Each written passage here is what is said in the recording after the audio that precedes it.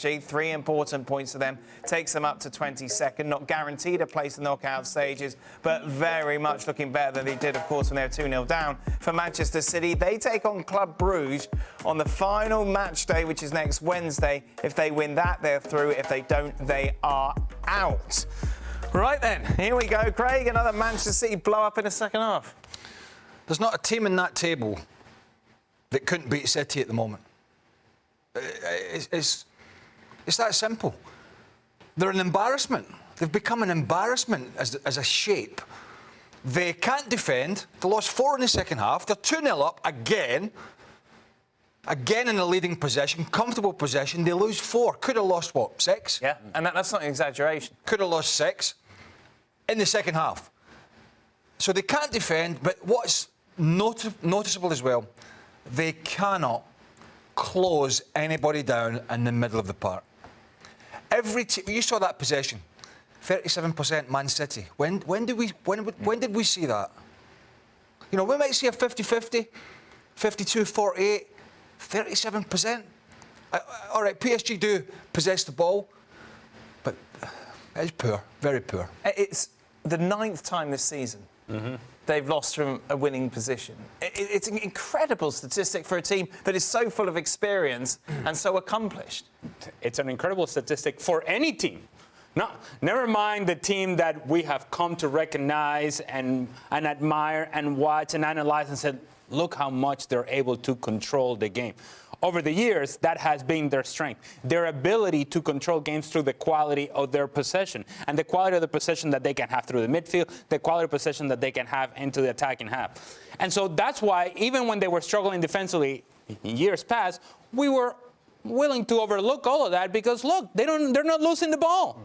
They're attacking. They are mandating how the game is going to be played because of their own quality.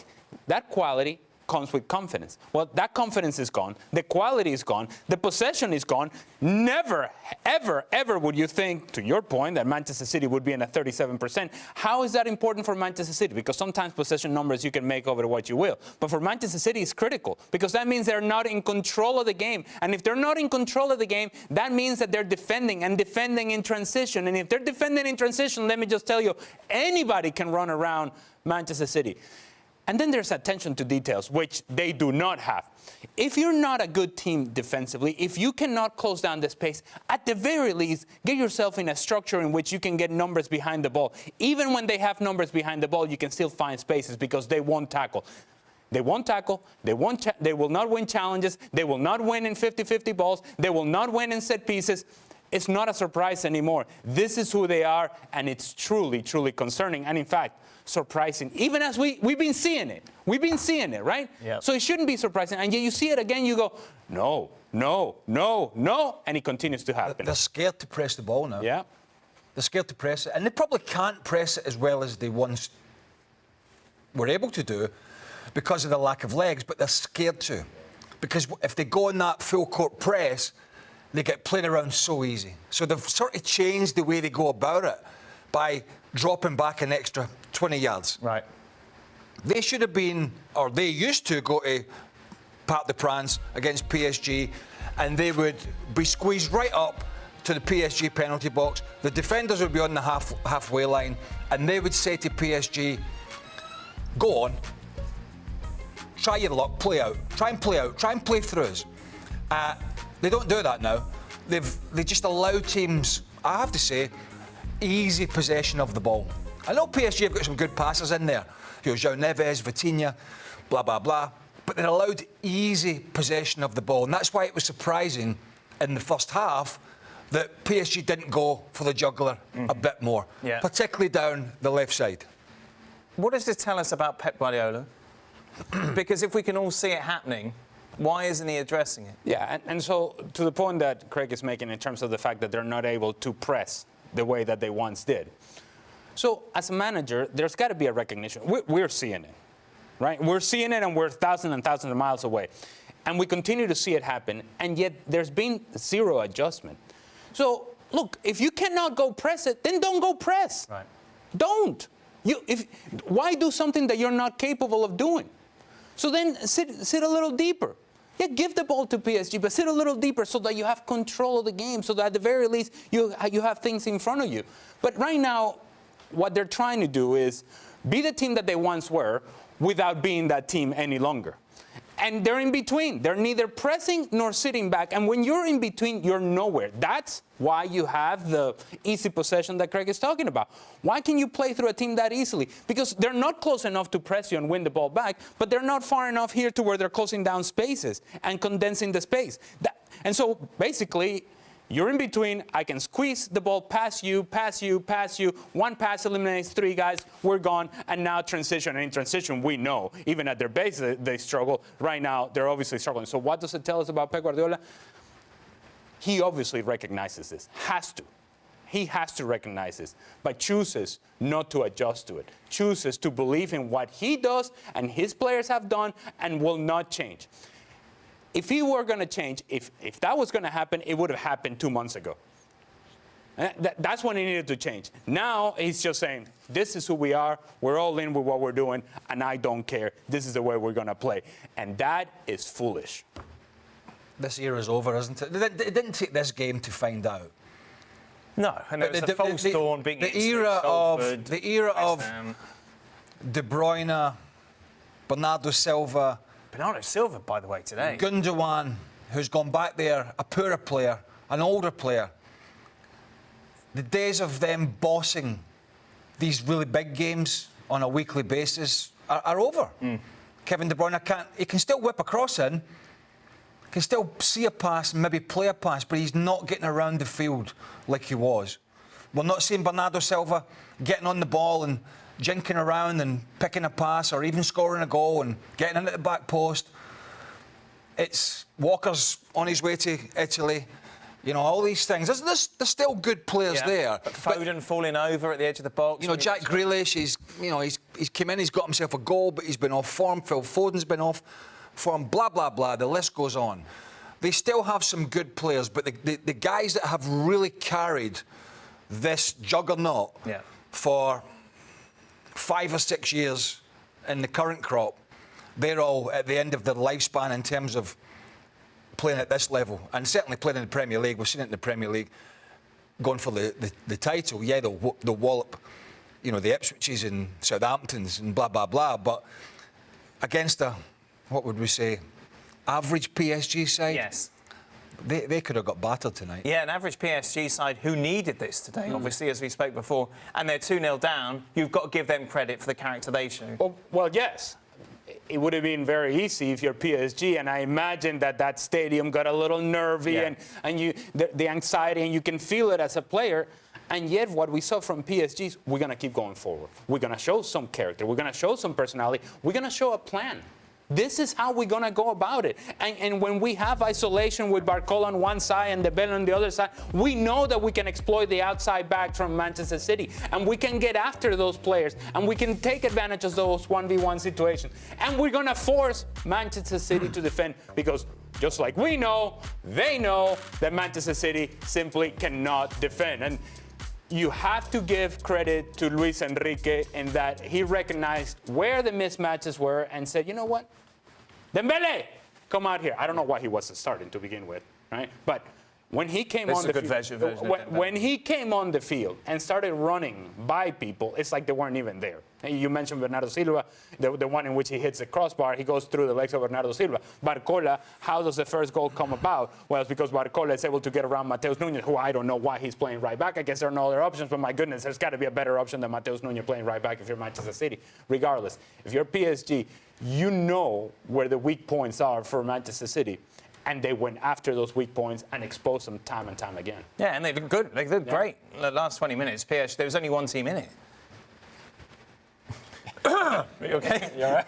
Don't get emotional. Got me cough back. Yeah, I mean, it was... And they mentioned it on commentary.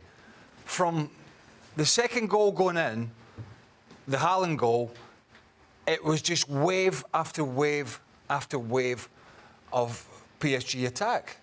And they finally realised that you can, if you go at this City side, there'll be lots of chances. And there was. And they were so open.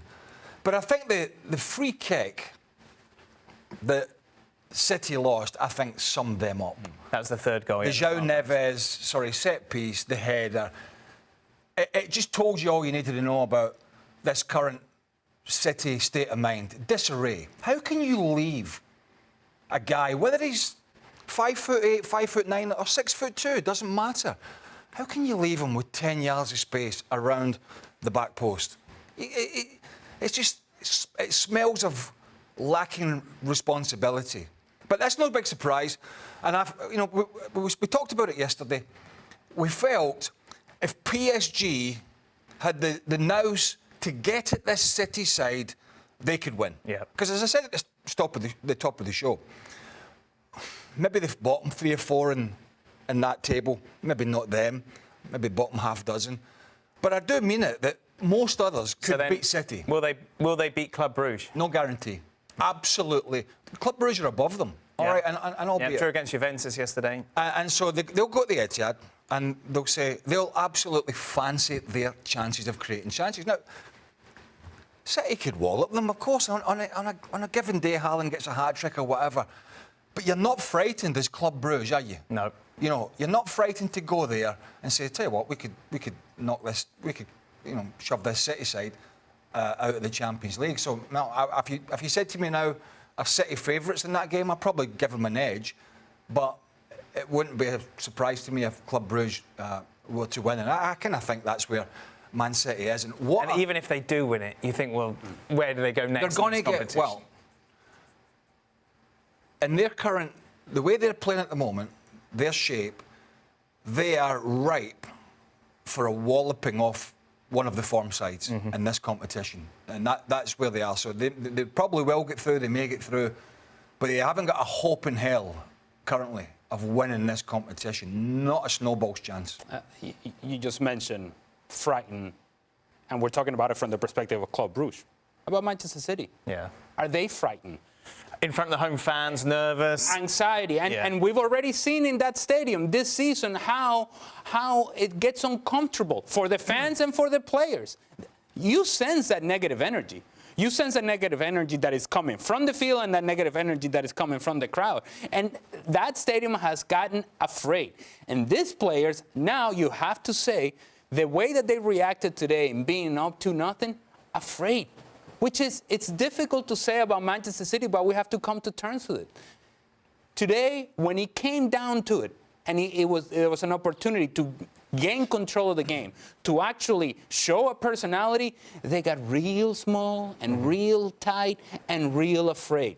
And that is a characteristic of a team that doesn't know how to get themselves out of trouble. That winning against Ipswich was just like, a chance to breathe, but nothing else, nothing more. There's no real substance right now to Manchester City, and it is obvious to see. So when we talk about fear, there's a lot to gain for Club Brugge and a whole lot more to lose for Manchester City. Didn't he say they were back after the City game? Yes. Which is a bit of a statement, isn't it? After the Ipswich game. After the Ipswich game, yes. sorry. We're back. We're back, and we were like, well, hold on. Yeah. We got a better gauge. Let's see. And it's a really rough run of fixtures they've got now, not only, of course, Club Brugge, but also in the Premier League as well. For a lot more reaction, Happy Jules, I imagine, makes a change when it comes to PSG on the latest edition of the Gav and Jules podcast. Nice results back-to-back for Real Madrid in the Champions League and La Liga. Alex Kirkland was keeping an eye on this one for us, Alex. An opposition which isn't going to offer the same quality, which kind of then adds to the discussion as to whether or not you can read in too much into this. But in the end, Real Madrid get the job done, and that's enough. Yeah, they did what they had to do, kind of, Dan, and let me explain what I mean by that. Yes, they won big, they assured themselves of a place in the playoffs. They've still got a, albeit a highly unlikely chance of making the top 8. It would take quite a weird set of results, I think, next week for them to do that. So almost certainly they're going into the playoffs. The only but, I think, about tonight is, yes, they scored 5 goals.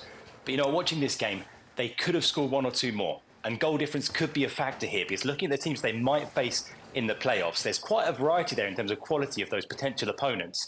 And so goal difference to move up the table 1 or 2 places ahead of teams like Bayern, ahead of teams like Dortmund, could be important. And I just wonder if they might end up regretting conceding that late goal, which, yes, on the face of it, doesn't matter in a 5-1, but it might matter in terms of potential playoff opponents. Oh, Alex, you're very focused on this. I like it. I like it. I thought not 5-1, nice, and you're like, no, we want more. Look at the goal difference. Look at this. A man who've done his that is research. Absolutely up to date on this table. Unlike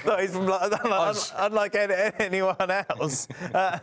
Alex, you look at it, obviously, Vinicius Junior brilliant in the second half today. How much of a discussion has it actually been in Madrid over the last few days, considering how impressive Mbappe was without the Brazilian at the weekend? Yeah, it has been mentioned, and this has been a concern right since Mbappe come in. We know that Mbappe and Vinicius like to occupy the same kinds of spaces, either drifting left or starting left and drifting inside. And it's true that when Vinny isn't there, Mbappe does look to have a bit more freedom. Mbappe admitted it actually in the press conference before this game yesterday. He said, look, he was thinking too much earlier in the season, thinking a lot, and part of that was him worrying about, am I moving too much into Vinny's spaces? Am I moving too much into Rodrigo's spaces? Now, he said that he's basically sorted that out now. He feels a lot more comfortable. We're seeing that in his performances. I think it's starting to work, certainly more than it was earlier in the season. But yeah, it's a conversation that's being had, certainly with an eye to the future, with next summer, the talk that the Saudis will come back in for Vinny and how much of a problem that might be for Real Madrid. The player I really feel sorry for is Rodrigo, because he scored twice tonight, scored 2 really good goals, the most important goals as well, the first 2 in the game to get them on the way after a tough start. And he gets forgotten about because it's always about Mbappe and Vinny and Bellingham. And Vinny was actually named MVP of this game when really I think it should have been Rodrigo. Yeah, constantly in the shadow, isn't he, Alex? Like you and Sid Lowe, basically. So Alex will be back with us a little later on in the show as we'll be reflecting on those below the belt. 2 big comebacks for Barcelona really. and Atletico Madrid. Just a reminder, of course, La Liga action continues this weekend. Real Madrid away against Valladolid, and on Sunday, Barca take on struggling Valencia. All these games are live on ESPN+. We're expecting in the table. Keep an eye on this one for us with Stewart Robson, who joins us now. Robbo, explain this to us. How did Bayern lose 3-0? Well, the game started off, as you said, with flares, and it sort of delayed by 7 minutes, which sort of stopped the flow of the early part of the game. And Feyenoord came out with a game plan. They were going to sit deep, they were going to be compact, they were going to defend for their lives, and they were going to try and play on the counter-attack. And for the first 20 minutes or so, they weren't able to get out, and Bayern Munich didn't do enough. The wide players didn't get involved enough. They didn't go past their men. Musiala couldn't get involved because there wasn't much space. Harry Kane's movement, I thought, was very poor throughout the game. Didn't work hard enough to find space in the box. But Bayern dominated the play. And one ball over the top, it was a great ball, by the way, over the top of Kim, who didn't read it well enough and then didn't react well enough. And a great goal from Jimenez. I mean, the first touch, as Ali just said, was fantastic, and he struck it past Manuel Neuer. And from that moment on, it was always a struggle for Bayern. They did create chances, which they missed, but they just didn't have enough guile about them. And the more the game went on, the more you saw that Feyenoord believed they were going to get a result. They defended for their lives. The goalkeeper had a really good game. The 3 centre-backs defended for their lives. One ball's in the air whenever crosses came into the box in the main. It was a good performance by Feyenoord, but Bayern played into that by not taking their chances when they had them, and also not playing quite quickly enough. And the wide players, at one point they had Gnabry on the field, Musiala, Elise and Sane all on the field at the same time with Harry Kane. But they still couldn't create enough chances. How much of a surprise is this? Well, it's a surprise because we think of Bayern Munich as potentially one of the favorites to win this competition. But if you watch them play week in and week out, as we often do... Live on ESPN+? Absolutely. You know that when teams attack Bayern Munich in transition, that puts a whole lot of pressure on Kim and Upamecano to defend and defend well. And they don't do it consistently. If you look at where most of the mistakes come defensively from Bayern Munich, it's usually in that center-back pairing. And it played out that way in the first goal today. Yes, it's a really good ball long over the top, but it's one that Kim has to be able to see and one that he has to be able to read and cut out, and he does not. And from then on, Bayern Munich has difficulties. There are vulnerabilities to Bayern Munich that haven't been exploited all the time this season in Bundesliga, but they're there. And if you're able to find those vulnerabilities time and time again, you're going to score against this team. Bayern Munich, having said all of that, still very much favourites, aren't they, to go on and win the Bundesliga this season. As we mentioned, of course, they have got a lead, a small lead over the defending champions, Bayer Leverkusen at the moment, 4 points. Just a word on Borussia Dortmund, inevitably, wasn't it, really, considering how terrible they've been. Lost yesterday in the Champions League. Nuri Sahin has been sacked. as their coach. If they give that job to Edin Terzic again... Oh, yeah, they've got to give it to Edin. He'll do it for free, no problem. With us once again to reflect on this 2-0 win over Zagreb. This is the game you were keeping an eye on as well, Robert. 3-0. It was 3-0. Oh, yeah, 3-0. Sorry, I was just reading. We got it wrong. Robbo with us. Robbo, what do we learn from this game? Well, there's two players that came out of it very well. And Martinelli, who's had a lot of criticism for not going past his men on enough occasions and always coming inside and running into traffic. Well, he went down the outside for the very first goal. And it was well held up by Kai Havertz. But he did that continually. He also got an assist with a cross in from the other side of the field, on his right foot when he cut in. So he had a good game. It was a really excellent performance from him. And we're going to go to Kai Havertz, who, like Craig, I don't think is the answer for Arsenal's problems as a centre-forward. But today, he played well. He scored his goal. He led the line well. He set up the first one. He found little spaces down the side of defenders. His movement was good. With a little bit more, dynamism, I think he could have scored 2 or 3 more goals. But he just has that sort of air of laziness at times when the ball comes into the box. But overall, his general play was very good. And him and Martinelli were the sort of stars of the show. And, of course, Declan Rice playing in that more advanced role, looked a threat. I think Craig mentioned it against Manchester United when he kept on making those runs in between the fullback and the centre-half. He did that again today and looked a threat as he did with his goal. So a good performance by Arsenal, an easy performance by Arsenal, and one that will hold them in good stead coming into the next games. Yeah, exactly. Box tick, done, 3 points. We're not judging these teams, to be fair, not judging Arsenal against Dinamo Zagreb, not really judging Liverpool against Lille, Real Madrid against Salzburg. These games have gone the way we thought they would. Now, the Bayern Munich one was slightly different.